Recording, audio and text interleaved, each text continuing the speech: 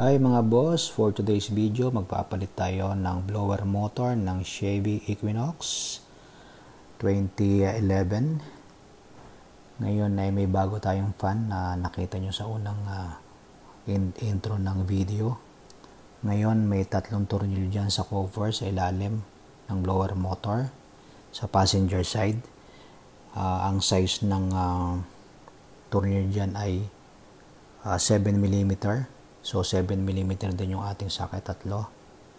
Ngayon, huhugutin na natin yan pagkatapos natin maluwagan.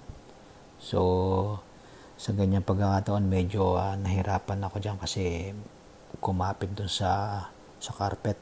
So ngayon, nung mahugutan natin yan, tetestingin natin yung bagong blower motor kung okay yung bagong blower motor natin. So ngayon, ito na, tatry natin ikabit. Ayan. So, switch on natin ang susi. Tapos, ikutin natin yung knob ng control. Yan na.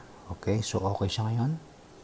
So, pwede nating tanggalin ang blower motor na luma. Tatlong tornilyo yan.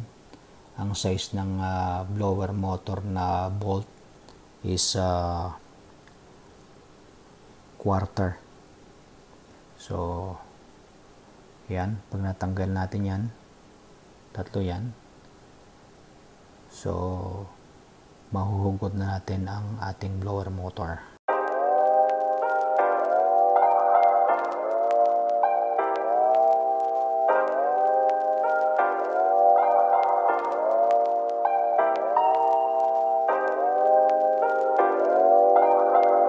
So yan, natanggal natin itong tornilyo. So hugutin natin yung lumang blower motor at ikakabit naman natin yung bagong blower motor. Ayan. So ngayon, saksak natin yung socket. Diyan. Tapos ikabit ulit natin ang tatlong tornilyo dyan.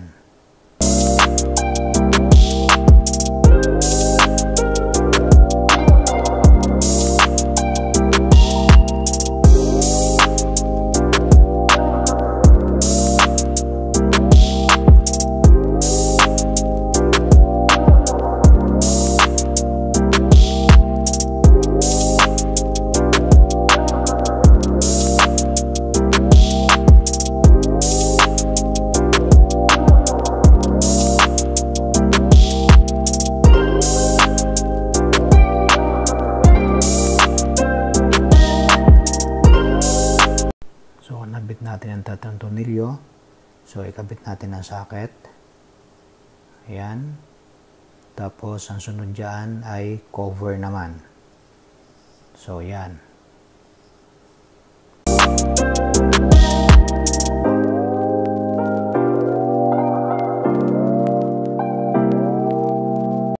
Ayan, pag nakabit na yung cover, ilagay natin ang tatlong tornilyo.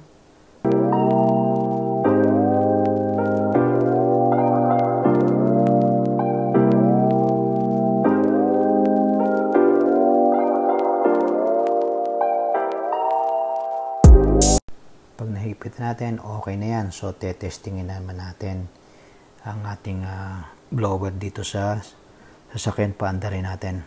Yan. So, ngayon, pag umandar na yan, open natin yung blower motor. Ayun, gumagana siya.